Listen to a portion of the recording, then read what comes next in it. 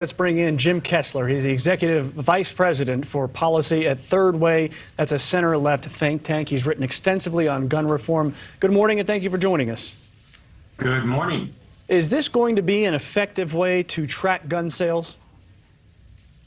We're going to have to see. I mean, the reason why something like this is happening, and you see like gun control advocates pushing for this, is, we have special laws in this country that really protect the gun industry the way no other industry is protected. So when a gun is used in crime, or when a gun is used in mass shooting, we only know about who's buying it and the purchasing of it and the trafficking of that gun after the fact. And one of the things that you need to realize, Mitch, is that nearly every gun that is recovered in a crime, the person who's using the gun is not the person who originally bought it. There's like a trafficking scheme that goes by to funnel that gun there. And one of the reasons why is that our federal laws just really protect the gun manufacturers and the gun stores in ways that no other industry is protected. Well, the right to bear arms is in the Constitution, and the right to privacy is in the Constitution. So does this violate either one of those things? I mean, that's what the NRA is going to say, but I mean, they're a lobbying shop, and that's what they're supposed to say. But for example, the gun manufacturers and gun sellers are immune to lawsuits because of a federal law that was passed, and that has nothing to do with a constitutional right. I mean, that's just a lobbyist carve-out that makes the industry really impervious to any type of, I would say, accountability that every other industry in the world has. And I would just say one more thing. Gun manufacturers know every time one of their guns is recovered in a crime and is traced, so they know which gun sellers are selling these guns. It's just that the public doesn't know and law enforcement doesn't know unless, they're piecing together data from all across the country, and it doesn't work.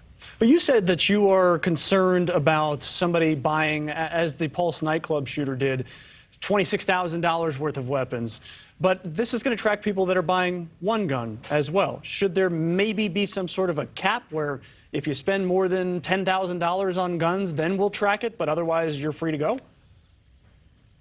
Well, I think there should be something that's done so that, there's 20 million guns that are purchased every year in America. I mean, that's a lot of tracking. Look, what you're trying to do is figure out if something really odd is going on. Is somebody buying a gun, 50 guns, and those guns are showing up in crimes all across the country? What we're looking for are the small number of players in the gun market that are feeding illegal gun trafficking. And then occasionally there's the mass shooting, which is really a special type of person and a special type of purchase. So, it has the potential to disrupt some of the gun trafficking that goes on in America. And I'm very curious to see what happens. I'm hopeful that it's done, responsibly and effectively. And we will have to wait and see. Also, if you don't like being tracked on your credit card purchases, you can always pay cash.